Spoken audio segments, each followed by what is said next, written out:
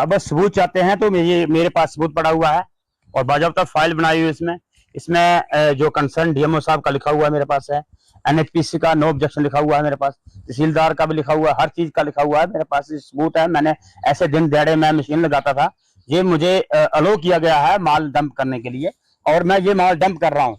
बिक्री तब करूंगा जब मुझे ऊपर से अप्रूवल मिलेगी, इसका बाज़ाब्ता रॉयल्टी कटाऊंगा, जो सरकारी फीस होगी उसको कटाऊंगा, उसके बाद मैं यहाँ से माल उठाऊंगा। सबसे पहले तो मैं आपका शुक्रिया करता हूँ को आए दिन 2 दिन 3 दिन पहले भी यहाँ पर कुछ कंप्लेंट हुई थी, आज भी दिन को बड़ा शोर शराबा यहाँ पर हुआ।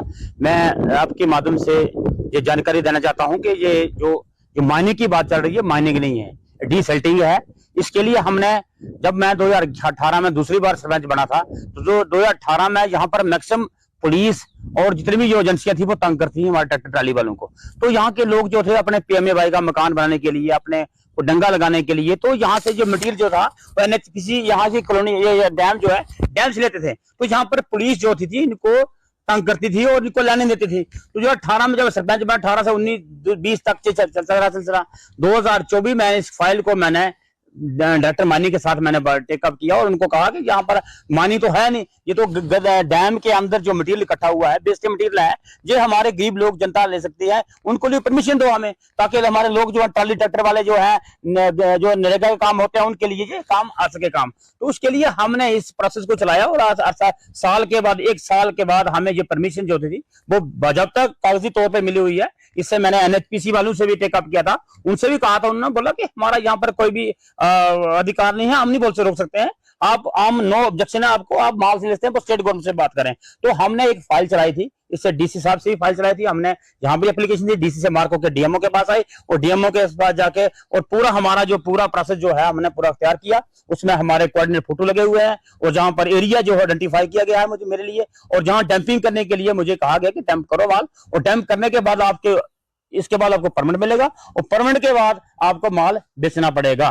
तो इसमें हमने तहसीलदार से भी हमने दो ऑब्जेक्शन लिया है। तहसीलदार ने भी हमें कहा कि रोड के साइड कोई किसी की प्राइवेट लैंड नहीं है, वो भी हमने कागज तैयार किए हुए हैं। ये बाज़ाब्ता फॉर्मेलिटी है, दिन दिहाड़े कोई भी यहाँ पर मशीन लगाता ना डंप करता। बिक्री नहीं कर रहा हूं मैं सिर्फ मटेरियल को डंप कर रहा हूँ। बिक्री करने के लिए मैंने ऑलरेडी अप्लाई किया हुआ है, ऑनलाइन पोर्टल पे ऑनलाइन किया हुआ है, डायरेक्टर माइनिंग के पोर्टल पे मैंने ऑनलाइन किया हुआ है। जैसे वो मुझे परमिशन वहां से मिलती है तो उसके परमिट मेरा कटेगा, उसके बाद मैं रॉयल्टी पे करूंगा। रॉयल्टी के बाद इस माल को जो है ये हमारे लोकल लोग जो है वो ले सकते हैं, यहाँ से आराम से माल सकते हैं। उसके लिए इसे बाज़ाब्ता पर्ची काटेंगे और ना तो पुलिस यहाँ तंग करेगी, ना कोई किसी किस्म की एजेंसी तंग करेगी।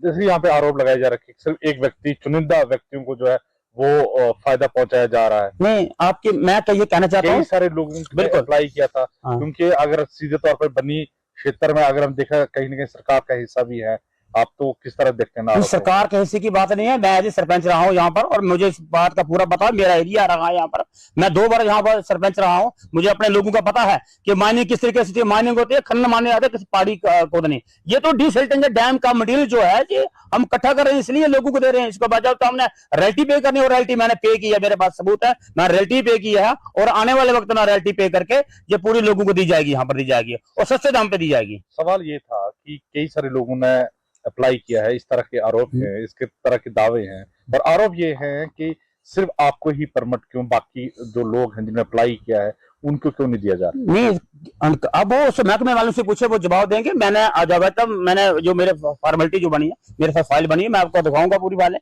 मैंने एनएचपीसी से एनओसी लिया हुआ है, मैंने कंसर्न तहसीलदार से एनओसी लिया है, मैंने डीएमओ से परमिशन लिया है, मैंने हर कागज मेरे डीसी साहब ने परमिशन लिया। मुझे डीसी ऑफिस से मुझे कहा गया था कि आपको जीएसटी नंबर चाहिए, आपको जो साइड प्लान चाहिए, ये पूरा मैंने प्रोजेक्ट तैयार किया हुआ है, मेरे पास सबूत है। अगर किसी वो और भी अप्लाई करता तो करे नहीं, कौन इनकार करता है? डैम का माल है, ये मानी थोड़ी है था, ये तो मटेरियल डैम से निकल रहा है, लोगों को देना है। तो आप भी अप्लाई, कोई भी अप्लाई कर सकता है, यहाँ पर ठेकेदार कर सकता है, कोई तीसरा आदमी कर सकता है, वो करें।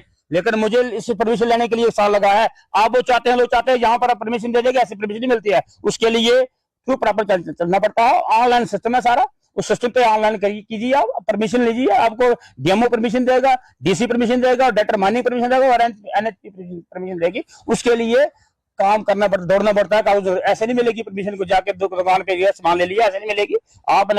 मैंने आपको बोला, मैंने साल लगा मुझे परमिशन लेने के लिए। तो आप भी लोग तैयारी करें, जहां पर जो लेना चाहता है परमिशन ले, वो हम बोलते हैं। अगर मुझे परमिशन मिली है तो मैंने अप्लाई किया है, तो मैंने कोशिश की है तो मुझे मिली है। अगर आप भी लोग कोशिश को, दूसरा आदमी कोशिश करता है तो अप्लाई करें, ले लें उनसे। हम और किसी को इनकार करते हैं आप ये मैंने ठेका ले लिया कोई डैम का, हमने जो माल चाहिए हम उसकी हमने परमिशन ली है, जितना मुझे लगेगा उतना पैसा मैं पे करूंगा, उतना माल उठाऊंगा मैं। को ये नए नए काम है, लोगों को लग रहा है ये खनन माफिया है। नहीं, खनन माफिया नहीं बोलते हैं इसको। ये डैम के अंदर जो मटेरियल पड़ा हुआ है उसको निकाला जा रहा है, मैंने आपको बता दिया पहले। और इसमें हाथ किसका, मुझे कोई लेन देन किसी का नहीं है। लड़की जो है हमारी भांजी, जो आज वीडियो बोल रही है मेरी भांजी है, इसको यहाँ पहुंचाने वाला मैं हूँ, इसकी कोई पहचान नहीं, इसको पहुंचाने वाला हम लोग हैं। और ये बोले, लेकिन मैं इसके खिलाफ नहीं बोलूंगा, क्योंकि मेरी भांजी है, मैं इसका मामा हूँ, मैं इसके खिलाफ कभी नहीं बोलूंगा।